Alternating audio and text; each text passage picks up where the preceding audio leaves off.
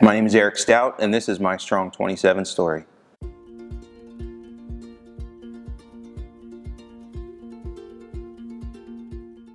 Before knowing Christ, I would describe myself as somebody who was focused on the wrong things. I always had this idea of,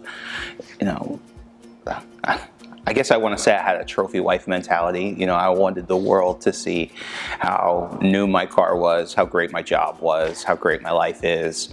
I wanted to be the envy of other people, and really in my heart I was envious of other people. Made some bad decisions and stuff in high school age, and ended up kind of seeking God through a non-religious aspect in senior year of high school.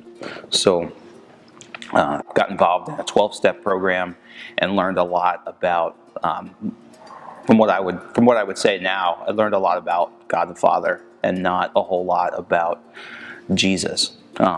Stayed actually clean and sober ever since, but when I was about 25, 26, started to realize that there was something that was missing in that faith walk. And in that building, I think, is where I got saved.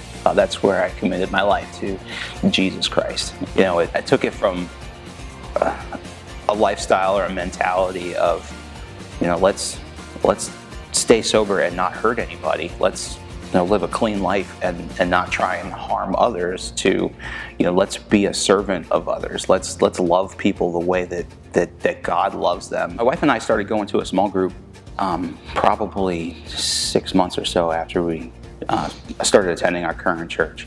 And one of the guys in that small group had a prayer request that him and his protege would have a successful Men of Iron year. And that was kind of my first introduction. I was like, hey, what are you talking about? So I was super interested, and piqued my curiosity. So I asked him, I was like, hey man, what's up with that? How do you get involved in it? And we started unpacking a little bit of, what the commitment is and how the program, how the Men of Iron program actually works. And that was at the beginning of a Men of Iron year. And I think by the time that it came around again, I was ready to sign up for it and became, a protege myself for the first time.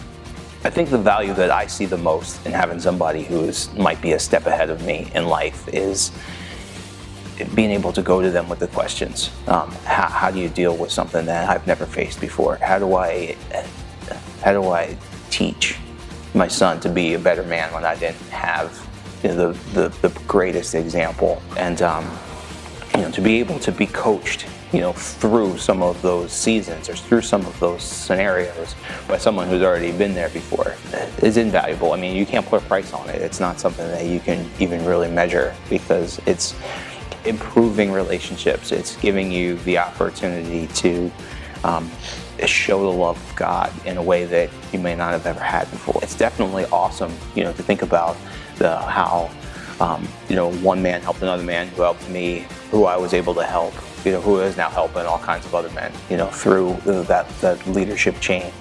I think it's almost cliche to say, but if you're not moving forward, you're moving backward, because we're never stationary. And the same thing with our spiritual lives. If we're not actively pursuing that relationship, we're going to drift. Following Jesus, it doesn't make my life better. It makes me better at life. And I think that would be pretty accurate in a way to describe, how I am as a husband and how I am as a father.